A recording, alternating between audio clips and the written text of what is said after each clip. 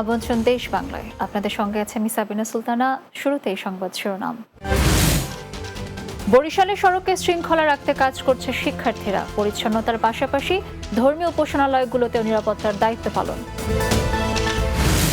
এবং ব্রাহ্মণবাড়িয়ার সড়কের পাশে দেয়াল চত্বরগুলোতে আলপনা এঁকেছেন বৈষম্য বিরোধী ছাত্র আন্দোলনের শিক্ষার্থীরা। স্বাগত অভিনন্দন স্থানীয়দের।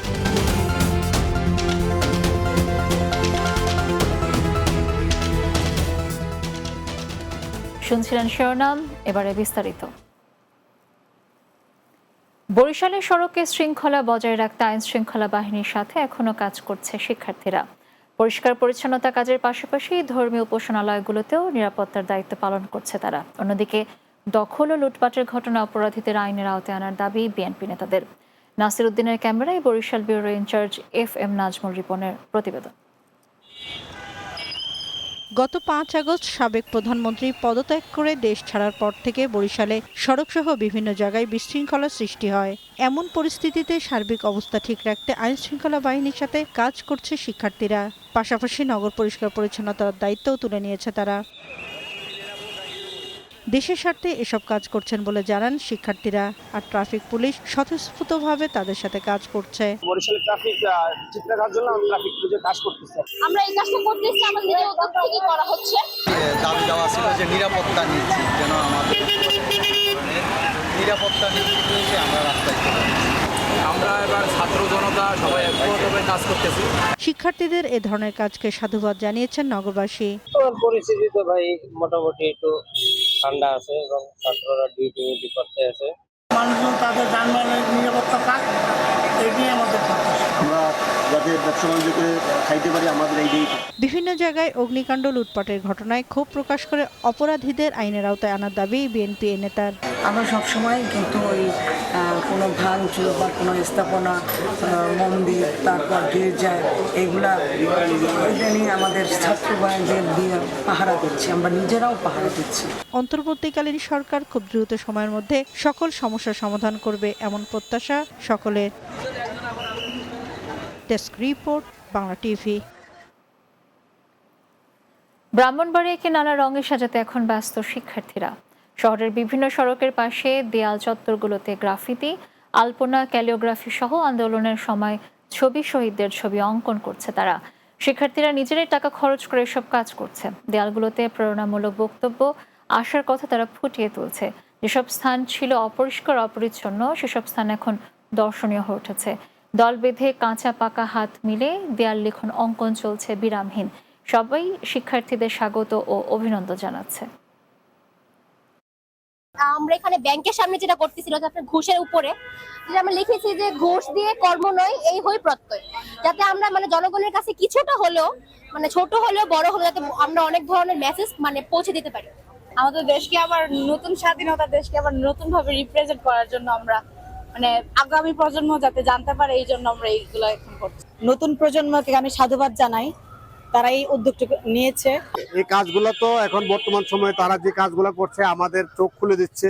আমরা পিছিয়ে পড়া জাতিকে সামনে অগ্রসর করার জন্য তাদের এটি একটা, আমি মনে করি যে উদাহরণ। লক্ষ্মীপুরকে নতুন রূপ দিতে শহরের বিভিন্ন স্থানে আলপনা এঁকেছে বৈষম্য বিরোধী ছাত্র আন্দোলনের শিক্ষার্থীরা। গত কয়েকদিন থেকে লক্ষ্মীপুর সরকারি কলেজ সহ একাধিক শিক্ষা প্রতিষ্ঠানের শিক্ষার্থীরা এসব আলপনা আঁকে। এতে দেওয়াল লিখন ও আলপনার মাধ্যমে দেশের নির্বিচারে হত্যা, গুম, গ্রেফতারের প্রতিবাদের বিভিন্ন চিত্র তুলে ধরে। শিক্ষার্থীদের এমন কাজে স্বাগত জানিয়েছে ব্যবসায়ী সহ সকল শ্রেণী পেশার মানুষ। আলপনা তৈরির কাজে নিয়োজিত প্রত্যেক শিক্ষার্থীর মাঝে খাবার প্রদানের মাধ্যমে সম্মান প্রদর্শন করেন স্থানীয়রা।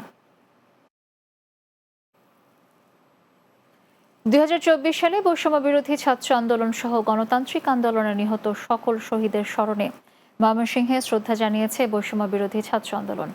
শুক্রবার নগরীর টাউন হল কেন্দ্রীয় শহীদ মিনারে ফুল দিয়ে শ্রদ্ধা জানান তারা। এ সময় সংক্ষিপ্ত আলোচনায় বক্তব্য রাখেন বৈষম্য বিরোধী ছাত্র আন্দোলনের অন্যতম সমন্বয়ক গোকুল সূত্রধর মানিক। তিনি বলেন, সফল এই আন্দোলনকে বিতর্কিত করতে একটি মহল ষড়যন্ত্র শুরু করেছে। বিভিন্ন জায়গায় আন্দোলনকারীদের উপর হামলা হচ্ছে। সবাইকে সতর্ক থাকতে হবে যাতে কেউ সফল অর্জনকে ব্যর্থ করতে না পারে। বৈষম্যহীন নতুন বাংলাদেশ করতে সকলকে ঐক্যবদ্ধ থাকার আহ্বান জানান তারা। দেশ বাংলার এই পর্যায়ে নিচ্ছে ছোট্ট একটি বিরতি। ফিরে আসার পর অন্যান্য সংবাদের সাথে আরও যা থাকছে। কুমিল্লার কৃষকদের জীবনমান উন্নয়নে কাজ করছে পার্টনার ফিল্ড স্কুল। ফসল উৎপাদনে জ্ঞান বৃদ্ধির ব্যতিক্রমী উদ্যোগ, সাধুবাদ জানিয়েছেন সর্বস্তরের জনগণ।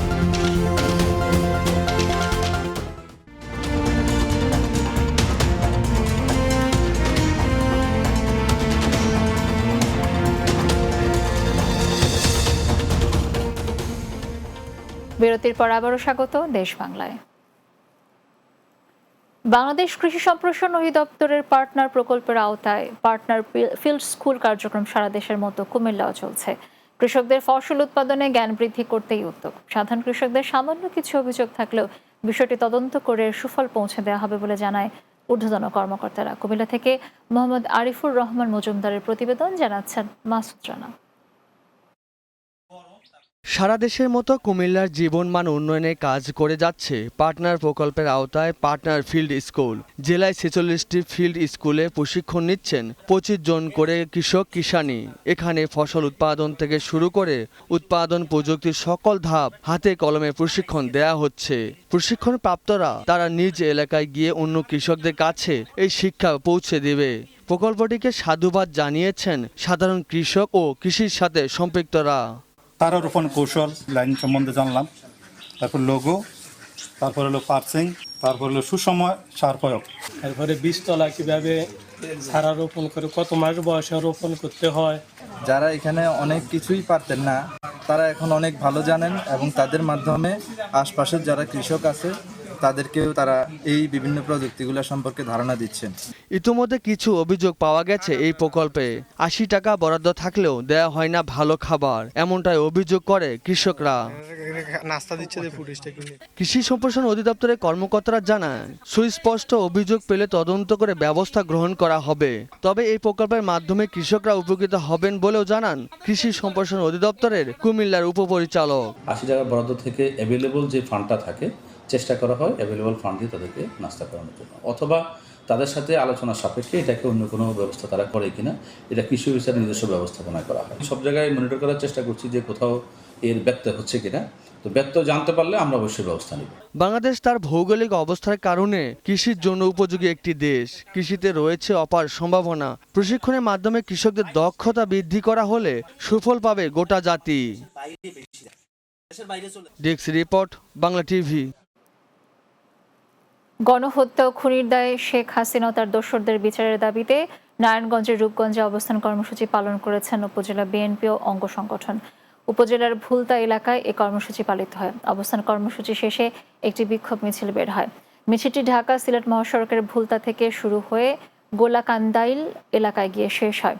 কর্মসূচিতে উপজেলা বিএনপির সভাপতি মাহফুজুর রহমান হুমায়ুনের সভাপতিত্বে এতে প্রধান অতিথি ছিলেন বিএনপির কেন্দ্রীয় নির্বাহী কমিটির সদস্য মোস্তাফিজুর রহমান ভূঁইয়া দীপু।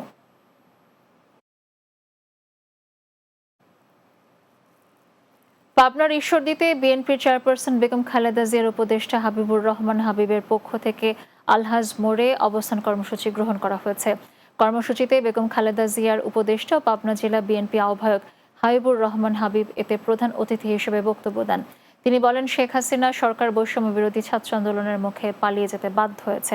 এর আগে হাবিবুর রহমান সমর্থিত নেতাকর্মীরা মিছিল নিয়ে অবস্থান কর্মসূচিতে অংশ নেয়। এদিকে ঈশ্বরদীতে বিএনপি নেতা জাকারিয়া পিন্টোর পক্ষ থেকে রেলগেট বাস টার্মিনাল ও পোস্ট অফিস মোড় এলাকায় এই কর্মসূচি পালন করা হয়। বিএনপি ও বৈষম্য বিরোধী ছাত্র আন্দোলনের পক্ষ থেকে পৃথক অবস্থান কর্মসূচি গ্রহণ করা হয়েছে।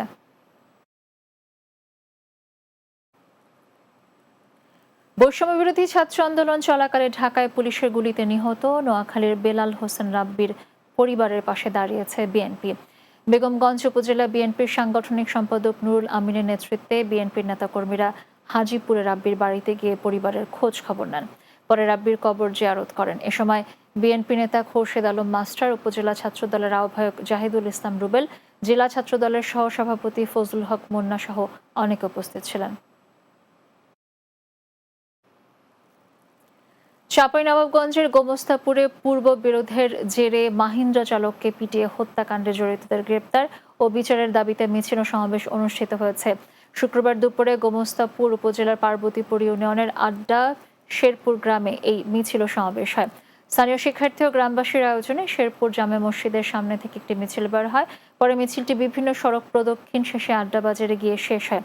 পরে সেখানেই সংক্ষিপ্ত সমাবেশ অনুষ্ঠিত হয়।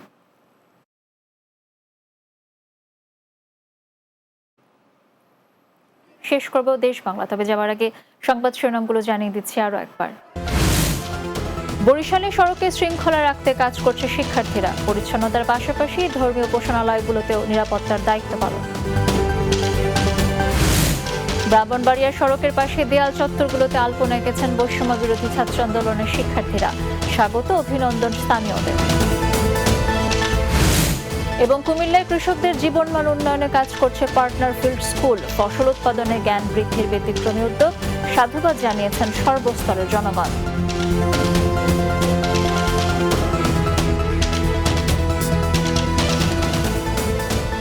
দর্শক, এই ছিল দেশ বাংলায়। আমাদের পরবর্তী সংবাদ বিকাল 4:30 দিনের বাংলা দেখার আমন্ত্রণ রইল। আর এতক্ষণ সঙ্গে থাকার জন্য ধন্যবাদ সবাইকে।